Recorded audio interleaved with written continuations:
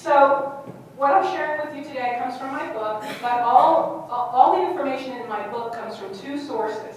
It comes from evidence-based, good psychology that's research-based, and I'm just presenting it in a way that's a little easier to understand, so you don't have to read all the books Dr. Gale and I read to get our doctorates in psychology, and some of you also have a mental health background. So it's good psychology, just written in easy to understand language, and it's also based on scripture. And a lot of people don't know that about my book, because a lot of people wouldn't be interested in it if they knew if it was based on scripture. And I can say that because that used to be me. If you started talking to me about the Bible or God or spiritual matters, I didn't want to hear it. So that's a unique ministry I think God has given me, is to be able to share psychology that's based on biblical principles. So I can be invited places and actually paid to come and share information that a pastor or a preacher or a minister never could. So I appreciate that I have that background, that ability.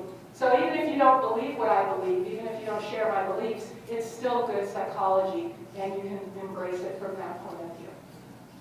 So Dr. Gale mentioned my acronym, being in bed. We know that in life, change will happen. We'll have transition. We know that in life, you will experience many trials. There will be things that happen. How many of you, even just in the last 12 months, have experienced some of the things on my list that I listed a moment ago as transition? Financial issues, crisis, change in your family situation, work situation, etc., etc., etc. So in life, bad things happen and sad things happen, but that doesn't mean God hates us or why is this happening to me, this is unfair. In life, eventually at some point, many times in your life, you'll end up what I call in bed. You'll have experiences where you feel broken, and Dr. Gale said broke down. I was trying to be a little more sophisticated. So you'll feel broken, you'll feel empty, you'll feel disconnected. And when I was writing my book, I was like, wow, it makes an acronym, BED. Oh, that's kind of cool. And then when I thought more about it, I was like, wow, that's a great metaphor. It really is symbolic. There are times where we just have to lay down, or we are made to lay down. And it's hard to get back up. But what I want to impress upon you today is that that is perfectly normal. And that we sometimes fight against it. And that's what I really appreciated what Dr. Gale was saying about. There are some expected, normal transitions that we will all go through. And when we fight against those, that's where the problems arise. So I'll talk about that more in a moment. So these are just a few examples of some of the ways in which we can become broken. And I did write broke down. So we can feel broke down in our physical body. And one of my goals is to not feel broke down. It's easier to maintain your physical health than it is to gain it back. And where's Dr. Rochelle? She's my chiropractor. And so I haven't been to see her in a while. But I'm feeling pretty good, not too broke down this week.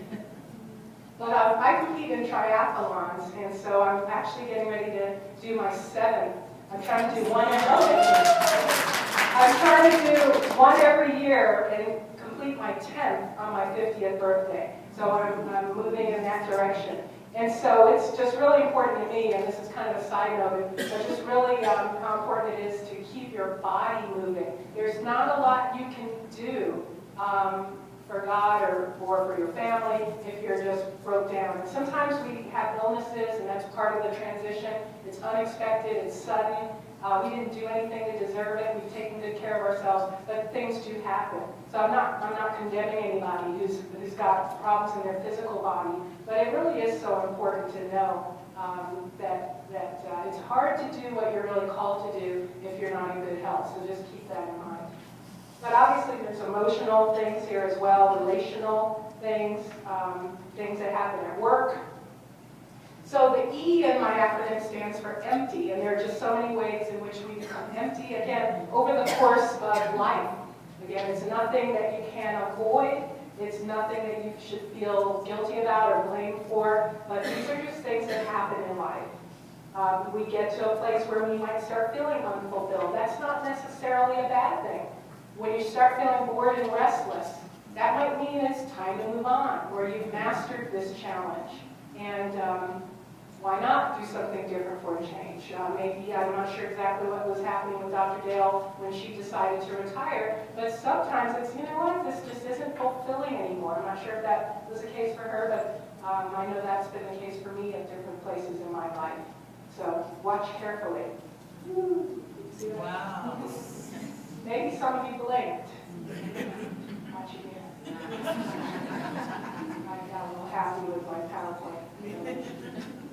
So the D in the acronym BED stands for disconnected, and this can actually be a real dangerous place to be if you stay here too long. But again, know that it's normal. There'll be times in your life where you just feel like you've been cut off from others, either through your own choice. Dr. Dale mentioned, for example, divorce and how painful that can be.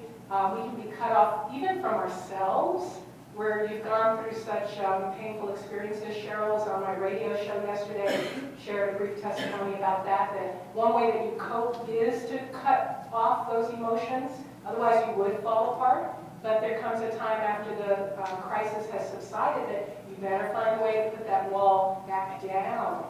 Keep that wall up, you get in the habit of living like that, trying to avoid getting hurt again. We'll talk in a moment about some of the negative consequences. But that's normal to put that wall up for a time to cope. So death, abandonment, just feeling divided, like we were talking about multiple personality disorder in my abnormal psych class the other day. And so what's the difference between having multiple personalities and just kind of, today I'm the professional academic Peggy, later on this evening I'll be the carefree, it's the weekend Peggy. I don't have multiple personalities, but we can sometimes just feel really scattered and divided in our own personality. So that's the acronym, BED, broken, empty, and disconnected. And again, I want to assure you this is normal. We shouldn't try to avoid it. This is one of my favorite cartoons. It's a very famous cartoon. It was actually on the cover of the cartoonist. Jennifer Berman wrote a book full of her cartoons, and this one was on the cover of one of them. And I love this. It's Adult Children of Normal Parents Convention. And there's only 2 people there, right? So, and I think those 2 people, they just heard there was free food. So, we might have great parents and nice parents who did the best they could do, but nobody's parents are perfect. I mean, I come as close to perfectness as possible. I asked my twins, okay. But, I mean, nobody is perfect. We all have been injured. We've all ended up in bed at some point in our lives, especially because of our childhood, especially because of our parents with all their good intentions, as much as they love. I'm a psychologist, for goodness sake. I used to feel bad for my kids. When it was time to potty train them, I pulled out all of my Pavlov and B.F. Skinner, and any of you who took Psych 101, I pulled out all of mine. I'm going to reward them for sitting on the potty. And I'm going to put the potty in front of the TV so they don't want to sit there. Oh wait, maybe if I give them raisins, right? That might help some digestive processes along. It's crazy, right? So they were